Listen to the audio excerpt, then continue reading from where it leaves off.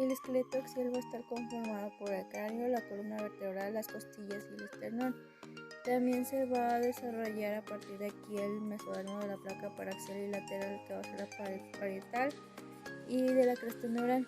El mesodermo paraxial forma una serie de segmentación de bloques trisolares a ambos lados del tubo neural, lo que estos bloques se van a llamar semitómeros en la región craneal y somitas de la región occipital a la caudal. Al final de la cuarta semana, las células del esclerotoma se vuelven polimorfas y estas van a originar un tejido laxo, el mesénquima o tejido conectivo embrionario, que estas van a migrar para diferenciarse en diversas formas. Pueden convertirse en fibroblastos, condroblastos u esteoblastos. La capa del mesodermo forma los huesos de la cintura pélvica y escapular, así como extremidades y esternón. Estas van a participar también en la formación de huesos de la cara y el cráneo. En los huesos planos del cráneo, el mesenquima de la dermis se diferencia directamente del hueso, que va a ser la osificación intramembranosa. Y por entonces el cráneo se va a dividir en dos partes, que va a ser el neurocráneo y el viscerocráneo. El neurocráneo va a ser una parte membranosa constituidos por los huesos planos que van a dar lugar a la bóveda que rodea el encéfalo, que este es el que va a proteger para esta parte cartilaginosa o condrocráneo que forman los huesos de la base del cráneo. En el neurocráneo membranoso se van a derivar las células de la cresta neural y el mesodermo paraxial. El mesenquima procede de ambas fuentes rodeada en el encéfalo y experimenta osificación intramembranosa.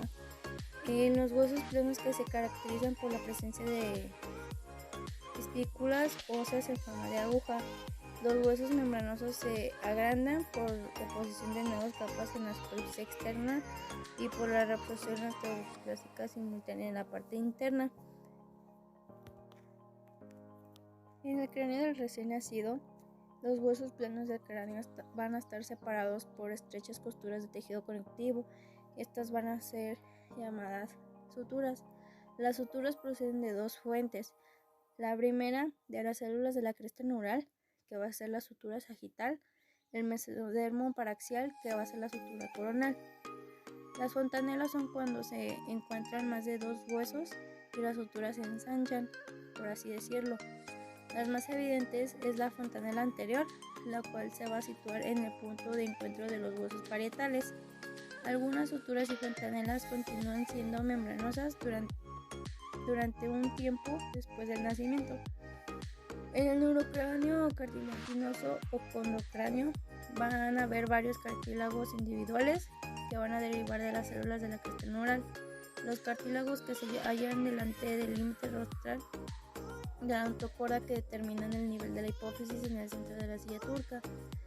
En el viscerocráneo va a constar de los huesos de la cara.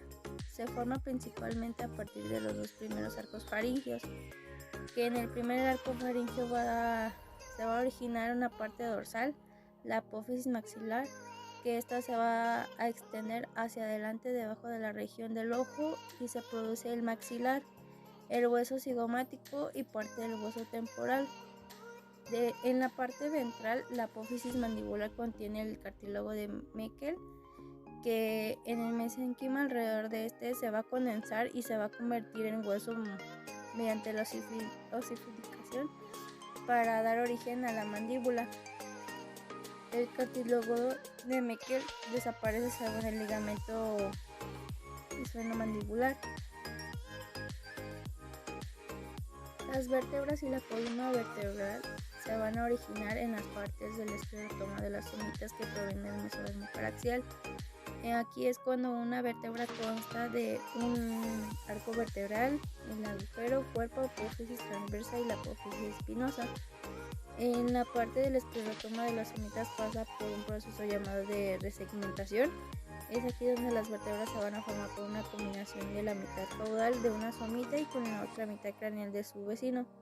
Los genes Hox configuran las formas de distintas vértebras que lo va a contribuir al disco intervertebral, núcleo pulposo que va a quedar rodeado por fibras circulares del anillo fibroso. Entonces, conforme se forman las vértebras, se van a establecer dos curvaturas primarias en la columna, que va a ser la curvatura torácica, curvatura sacra, y la siguiente segmentación va a ser las curvaturas secundarias, que la primera va a ser la curvatura cervical y la curvatura lumbar. En las costillas y el esternón, la parte ósea de las costillas se va a originar en las células del esclerotoma, que van a pertenecer en el mesodermo paraxial, y estas se van a desarrollar desde la apófisis costal de las vértebras torácicas, y los cartílagos costales se van a formar a partir de las células del esclerotoma, que estas van a migrar a través de la frontera somitílica lateral hacia el mesodermo de la placa lateral adyacente. El esternón se desarrolla de modo independiente en la capa parietal del mesodermo de la placa lateral en la pared ventral del cuerpo. Es aquí cuando se van a formar dos bandas externales en la capa parietal, que va a ser la somática de ese mesodermo a ambos lados de la línea media.